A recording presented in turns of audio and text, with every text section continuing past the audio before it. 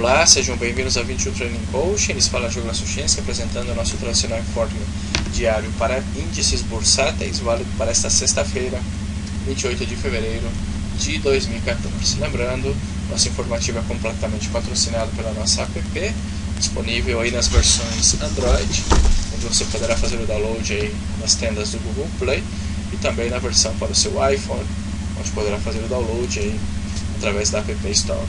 E essa versão que está em seu monitor é a nossa versão web, disponível através da nossa página 21trainingcoaching.com. Com o nosso calendário econômico, temos aqui às 4 da manhã vendas do varejo na Alemanha, horário de Brasília, às 4 também HPI mensal para a Inglaterra, 45 minutos mais tarde para a França, gastos do consumo, às 5 da matina principais indicadores para a Suíça.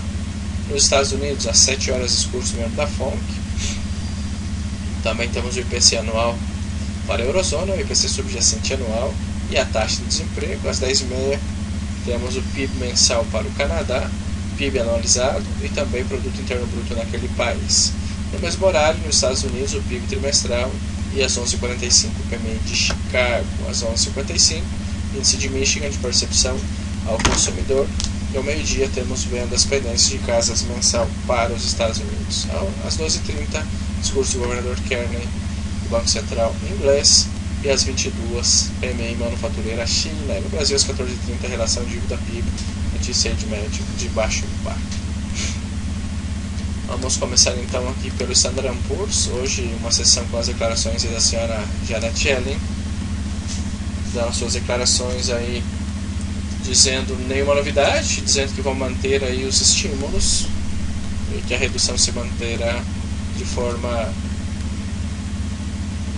homeopática, ou seja, que continuarão tirando aí os 10 bilhões de dólares mensal, porém que se manterão aí durante praticamente todo o ano. E isso os mercados hoje entenderam de forma positiva, uma reação bastante forte aí nos índices americanos. Standard & Poor's, vejam que hoje repicou com muita força, vinha com uma sessão negativa, depois das declarações da senhora Janet Yellen, rebotando com tudo, repicando com tudo, e agora está muito próximo da nova resistência de formar uma nova máxima nos 1856. O otimismo segue, nós seguimos esperando a ruptura em um throwback em 4 horas para buscar uma compra neste Standard & Poor's.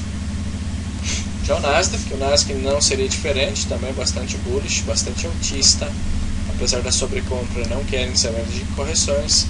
Temos aqui uma consolidação altista, a mesma situação, esperando a ruptura e que nos apresente um padrão de continuação, um repique por acima dessa resistência seria uma excelente oportunidade. Em 4 horas está bastante clara esta consolidação, esperaria a ruptura e um throwback, um padrão de continuação altista acima desses níveis para buscar uma entrada compradora neste Nasdaq.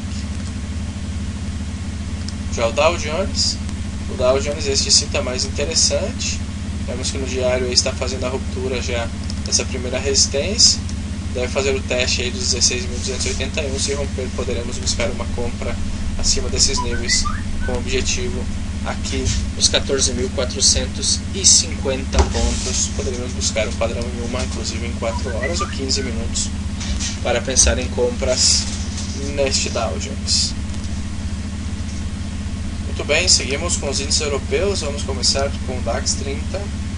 O DAX hoje com uma sessão bastante volátil, respeitando o suporte aqui nos 9.489, deixando uma imponente cauda longa aqui no diário, que nos sinaliza possível mudança de direção. Deve fazer o teste aí dos 9.725 pontos. Se romper, deve fazer o teste aí dos 9.795, porém se falhar, se fizer a ruptura dos 9.488, poderemos pensar numa operação vendedora até os 378 neste DAX.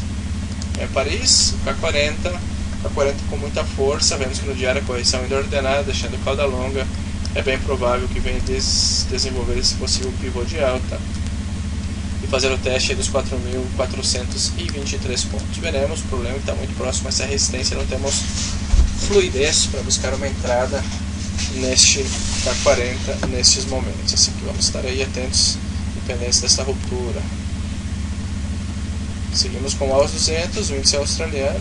Esse australiano sim me interessa, está mais interessante, deixando aí uma grande cauda longa, correção ordenada no diário, e é bem provável que apresente esse movimento até esses níveis aqui dos 5.466 pontos para este aos 200. Estarei atentos também o seguinte mínimo maior em 4 horas poderia ser compra para este índice australiano. Muito bem, seguimos com o Eurostock 50, o índice de Londres, o FTSE, melhor dizendo, o índice de Londres. O FTSE é a mesma situação, correção aí de um certo modo ordenado indo no diário, deixando essa cauda longa, possível pivô, resistência 6.812, se romper 6.857 seria o seguinte objetivo para este índice. Seguimos, vamos com o índice japonês, o índice de Tóquio. O índice japonês vemos que segue lateral entre a média móvel de 200 e esta resistência. Enquanto não romper a resistência ou a média móvel de 200, não temos nada a fazer por aqui, esperando que confirme a ruptura para buscar algum tipo de operação compradora ou vendedora por aqui.